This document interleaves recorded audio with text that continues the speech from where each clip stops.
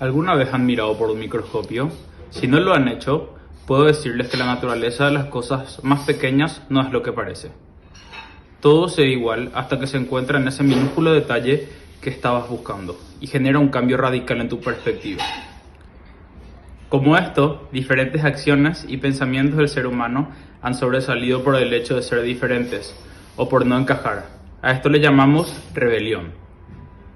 Esta palabra ha sido utilizada un sinfín de ocasiones y podemos darnos cuenta cómo a este término se le atribuye un significado diferente dependiendo de la posición del narrador.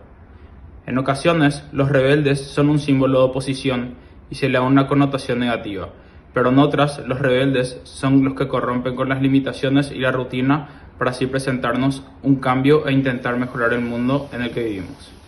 Como juventud, tenemos la responsabilidad de renovar el mundo o cambiarlo para que en el futuro diferentes problemáticas sean resueltas y cada vez un porcentaje mayor de la población pueda vivir de mejor manera.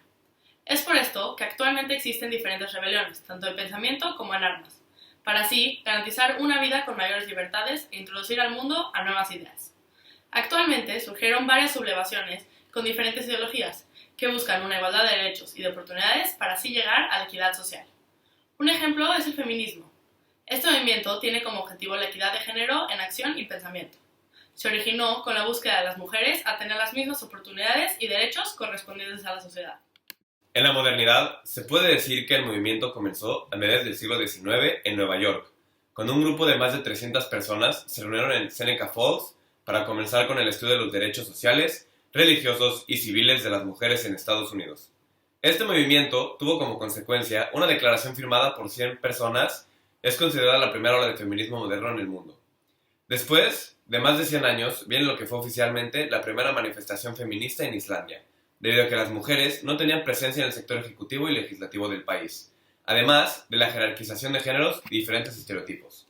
Pero se habla mucho del feminismo moderno y poco del papel que tiene la antigüedad en este levantamiento.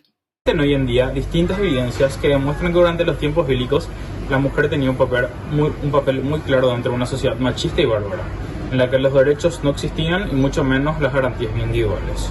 Pero con todo esto en su contra, lograron sobresalir y cambiar el rumbo de la historia de manera positiva. Algunos ejemplos de estas mujeres que fueron la clave para el desenvolvimiento de nuestra historia judía son Miriam, Esther y Ruth.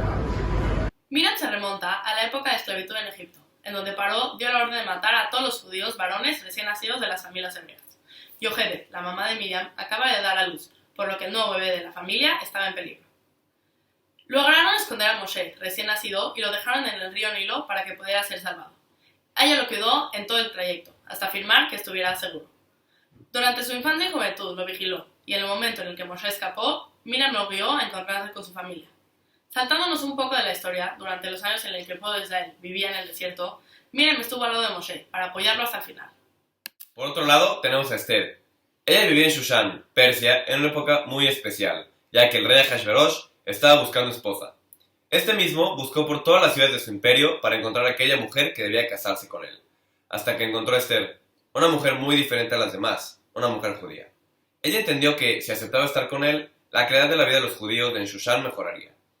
Ya casados, resultó que su tío, Mordejai, se rehusó a inclinarse ante Amán, el consejero del rey, lo que generó en Amán un odio hacia los judíos tan grande que logró convencer a Ahasverosh de matarlos a todos. Para este tiempo el rey no sabía que Esther era judía, porque no era bien visto que los judíos estén en la realeza. Días antes del asesinato masivo, Esther tomó mucho valor y ayunó durante 3 días enteros y le confesó a Ahasverosh su verdadera identidad, lo cual lo tomó por sorpresa, pero no le importó, e igual la amaba. Así que Esther logró salvar a su pueblo gracias a su enorme valor. Por último está Ruth. Ella vivía en Moab y se casa con un masclón, quien pertenecía a una familia judía que venía de Israel. Después de un tiempo, el papá y ambos hijos de la familia mueren, por lo que dejan sola a Naomi, la suegra de Ruth. Ella se entera que Naomi se regresa a Israel y se acerca con ella para decirle: a donde quieras que tú fueres, iré yo, y donde tú morares, moraré yo. Tu pueblo es mi pueblo y tu Dios es mi Dios. Con esto, Ruth se convierte al judaísmo y viaja a Israel al lado de su suegra. Posteriormente, Ruth se casa con Boaz, quien queda sorprendido con la lealtad de Ruth, y esta familia redima a su familia. Estas mujeres han sido un ejemplo a seguir para todos, debido a las diferentes cualidades que poseen y a lo que representan en la religión. no solo son de valentía, sino que demuestran una habilidad para entender las diferentes situaciones y ambientes en el que se encuentran, y con eso resolver problemáticas que no solo le incumben a ellas, sino a su familia y pueblo. Ellas son un hincapié a las líderes que vemos hoy en día, mujeres fuertes, empoderadas y capaces de sacar adelante hasta un país completo. Y como hablamos en un principio, el movimiento feminista ha tomado mucho poder. Debido a la necesidad y porque finalmente se encontró la manera de hacerlo, cambiando la mentalidad de la gente mediante la educación y el ejemplo personal. Nosotros, representantes de Shonat Aksharat Zafón y Garom, los invitamos a tomar el ejemplo de estas mujeres e investigar más por su cuenta, para aumentar su conocimiento del tema y así te conviertes en el gran cambio que estamos esperando.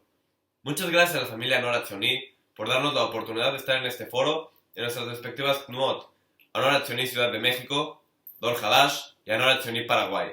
Somos Simón Gómez, Matías Brunstein. Y Gala Treisman. Muchas gracias.